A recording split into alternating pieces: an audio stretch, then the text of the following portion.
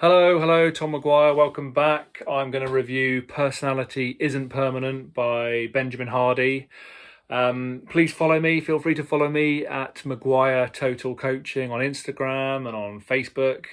I'm basically every day I'm just putting free content out there, just motivational advice, inspirational advice. I'm trying to do it in my own kind of original way. It's basically my mission and my passion to get personal development, or the right kind of personal development as I see it, across to as many people as possible. I know there are plenty of people out there struggling at the minute, particularly with the way things are going. There's always been people struggling, and I think that personal development is really, really useful. I think that what we get taught in school doesn't go anywhere near close enough to explain to us the power that we have to kind of improve things for ourselves and to develop our potential. So yeah, that's basically what I'm about, and I'm just here to just read as many books as I possibly can. I'm passionate and obsessed with reading books and improving myself and reaching my own potential, and I'm obsessed with helping you do that as well through this. So please like and subscribe and, help me out a little bit. I'm going to keep doing it anyway because I love it, and it helps me, once I've read a book, it helps me kind of establish it a little bit in my mind, going through it and talking about it like this anyway. So even if I'm just talking to a camera and not very many people particularly, I still enjoy it. But yeah, the more the better. So like and subscribe, please. Thank you. So I'm going to tell you why authenticity and trying to be authentic all the time is a bad move, and Benjamin Hardy explains that really nicely in the book. I'm also going to tell you why I think this is one of the very best personal development books that I have read in recent times, and I must have read, since I started taking my personal development journey seriously 3 odd years ago, I've probably got through about 200 personal development books. I've probably got through another 100 and probably 300 in 3 years of books in total, but probably 200 of those have been personal development, I suppose, just about, some of them maybe loosely. But I've read a lot of personal development books, a lot of the classics, a lot of the new stuff, and I really enjoy those types of books. So to say that it's one of the best that I've read is saying something. It's really had quite a powerful impact on me.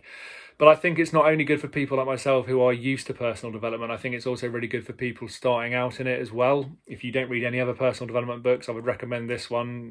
The advice is absolutely fantastic. If you want to improve yourself, if you want to get yourself to a better place, the stuff that Benjamin Hardy is telling you, really, really good.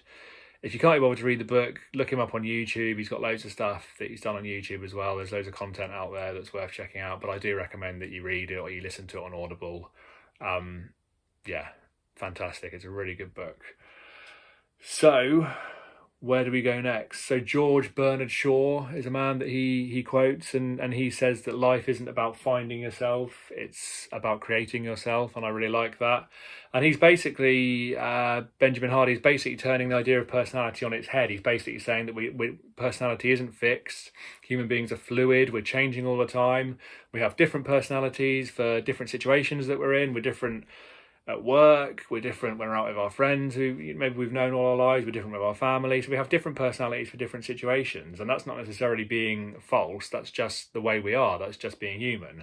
So to say that you're either an extrovert or an introvert, or you're shy or you're overbearing, or all these labels that we kind of get given from a very young age, is really inaccurate, and it is really quite damaging in terms of you believe what you're told from a young age, don't you? If someone tells you enough that you're useless at something, then you're likely to end up living up to that.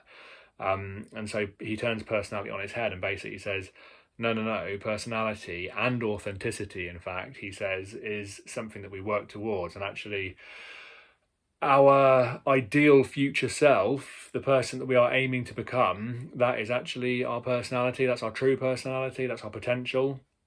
And that is our authentic self as well. So the person that we want to become is our authentic self, not the person with all these so-called flaws that we've been labelled with having, and weaknesses and things that we have to just accept and be authentic about. No. Actually work hard on yourself, have that image of the person you want to be in years to come, and keep chipping away at it day to day. So fantastic, completely in line with the stuff that I believe anyway, from the other stuff that I've read and the other stuff that I've experienced, basically. So forget personality tests, he says. They're old-fashioned, they're outdated, they're just there, they're part of the system just to keep you down, basically, and I'm a great believer in that. There's another great quote from someone called Alain de Botton, I think. Alain de Botton. I don't know much about him yet. I'm going to research him. He's done a few good books by the sounds of things. He sounds like a really interesting guy. I looked him up on Wikipedia, but I need to do a bit more research. I haven't had a chance yet. But he said that anyone who isn't embarrassed of who they were last year probably hasn't learnt enough. I think that's what he said. And I really like that. I just think that's fantastic. What, we fear and anxiety is such a big thing for holding us back from reaching our potential, and actually embarrassment and things of how we were, and we think back to the past and things that we've done. Well, actually, it's good to look back and think, hey, I'm a bit embarrassed about that, because hopefully you've learned and you've moved on and you've changed and you've grown. And I can look back at my first YouTube videos a year or two ago, and I look back and I cringe a little bit, but I just think, you know what, I knew I wasn't very good when I started, and I did it to practice to get better. And I'm hoping in a year's time I'll look back at this video and maybe cringe and feel embarrassed, because I'm hoping in a year's time it'll be much better again than it is now. So that's fine. And I know I know I'm nowhere near where I want to be yet, and that's good. That's fine. It's a journey, isn't it? So that's a really good quote as well. And he talks about life being practice, and how, if you're into personal development, you'll have heard the idea of practicing daily habits, these success habits, these things that successful people do day to day, sort of discipline, sort of getting up on time, having routines, setting aside time for different things, making sure we rest properly and recover properly, make sure we spend time with our loved ones and family and have fun and we're playful and all those sorts of things. He just says that life is practice, and you have to practice the things day to day that your future self will be in order to become that future self, if that makes sense. So, if you find yourself getting irritated or heated when you're out driving or something, you need to sort of think to yourself, is that what my future version of myself would do? Would they get angry in that situation? No, we'll just, bear that in mind, forget about it, move on, calm down, meditate, whatever it is you need to do. So try and be in line with that future self, that idea you have of yourself. He talks about having empathetic witnesses in your life. So the idea of having people around you who can support you emotionally and intellectually when things go wrong, when you struggle. You're able to talk to them and they're able to be supportive and listen to you properly. So it's about surrounding yourself with positive people who are there to help you move on. And that's a big part of personal development, isn't it? That we can't, you tend to think when you're new to this stuff, I'm going to be independent, I'm going to be strong, I'm going to do things completely on my own, I'm going to show everyone. It's like, well, actually, that's kind of your ego talking potentially. Actually, you're far better to get to the next level of success if you become interdependent with other people. Not independent, but interdependent.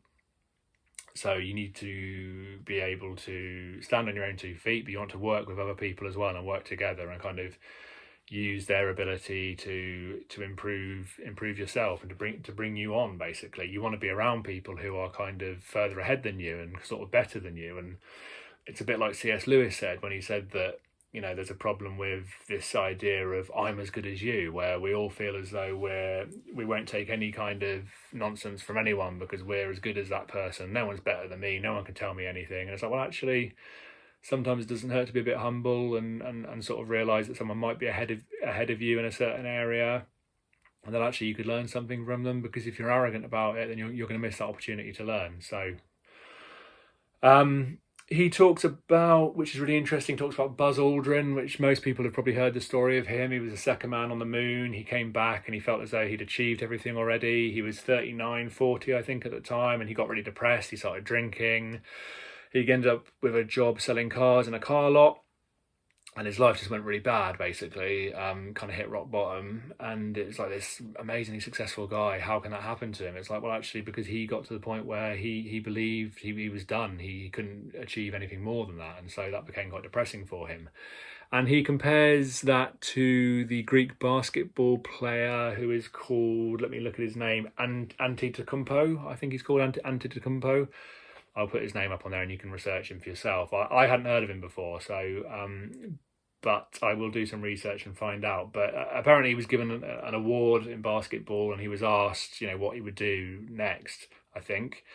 And he basically said, I'd try and forget that I won the award as quickly as possible, because, once you become comfortable that you've achieved, that you've achieved greatness, that's when you kind of stop. And he had every intention. He said he had every intention of getting better and better and better, and keeping going, basically continuing. So he didn't allow himself to get to that stage where he'd kind of pinnacled, basically. So that's really interesting. It's having that mindset versus the other one. Condoleezza Rice as well said that you should never be the former anything. So you should never look. The idea is, as Benjamin Hardy says, you don't look back on your life, and you don't dwell on the kind of the person that you used to be and feel negative about that. Successful people look at their past and they think that actually things didn't happen to them, they happened for them. So you're where you are today because of the things that have happened to you, because of those negative things. You've learnt lessons, you've thought about it, you've moved on, rather than it being this victim mentality of that happened to me and I'm really angry about it and I can't get over it and that person upset me. And it's like Dr. Wayne Dyer says, isn't it? It's like, if you go to bed believing, or thinking about this person said this and that person said that and I'm angry about this, and then that stuff's going to get into your subconscious. You're going to get eaten up, you're going to feel toxic, you're going to feel negative. That cortisol, that stress hormone is going to be there, and you're just never going to really get to the next level because those negative feelings are going to hold you back. So life is practice, like Ben Hardy says. It's about practicing your emotions, regulating your emotions. And when we say controlling your emotions, it's not about being cold or psychopathic or anything like that. You still accept you have emotions, and there's a lot of power in our dark side, but that's another story. But actually, when you have negative emotions, you're able to let go of them and control them. And that's really interesting. That's something you can do for meditation as well. One of the most interesting parts of the story for me, which is something I'm reading more about now, is something who Gay Hendricks, The Big Leap. He wrote The Big Leap, which I'm reading now, which is fantastic. It's called The Upper Limit Problem, I think. Is it The Upper Limit Problem or The Upper Limit something? And it's the idea that we all have a kind of internal thermostat, and Ben Hardy talks about this. We've got this internal thermostat that keeps us at our sort of comfortable level. So you're earning 30 grand a year, for example, and you're reasonably kind of happy, but you've got your issues.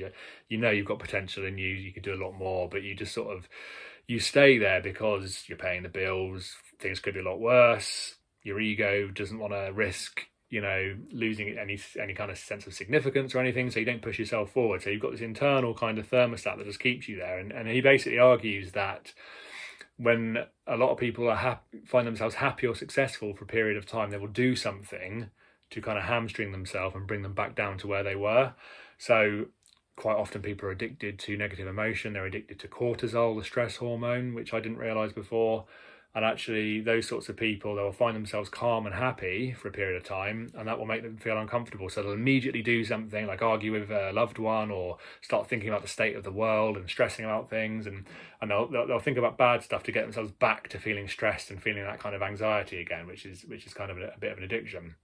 So that's really interesting. I think from a personal development point of view, that's something that's kind of taking me to the next level a little bit, because that's something I can relate to. I think we all have this sort of inner bastard, as I call it, and Rob Moore, I've heard, has called it the inner bastard as well. It's this voice in your head that when things are going well just kind of says to you, oh yeah, but what about this? What about that? What if this happens or that happens? It's just there to kind of bring you back. It's your ego kind of whispering in your ear and kind of trying to stop you from going too far forward. So I think that's really, really relevant. People have a fear of success, and a fear of success is almost more rational than a fear of failure in some ways, because we're all used to failing, aren't we? We're not necessarily all used to being hugely successful, and I think people get very scared of kind of what might happen. Will their friends be there for them? Will their family still be there for them, or will their family feel as though they've been a bit kind of rejected, or I don't know, looked down upon, I suppose. So we do have these fears of kind of bettering ourselves and overreaching, basically. So that was a really interesting part of the book. He also talks at the end about charitable giving, which I thought was really powerful, and how, even if you're not necessarily that successful yet financially, if you're able to give money to people and give stuff away to charity, that kind of makes you feel more substantial, more powerful, I suppose, in a way, and actually more in line with the sort of person that you're likely to want to be in the future. So most of us want to be, we want to be successful, we want to reach our potential, we want to reach our kind of inner genius and kind of give as much as we can to the world. And I suppose a lot of people hope that they'd be in a position then to help other people, to have enough money to give to charity, to help other people out. And so he says, if you do that now, and that gets your subconscious into the sort of way of thinking in that successful way that is in line with your future self, basically. So the whole book is absolutely fantastic. It's about practicing day to day to become in line with your future self, your full potential,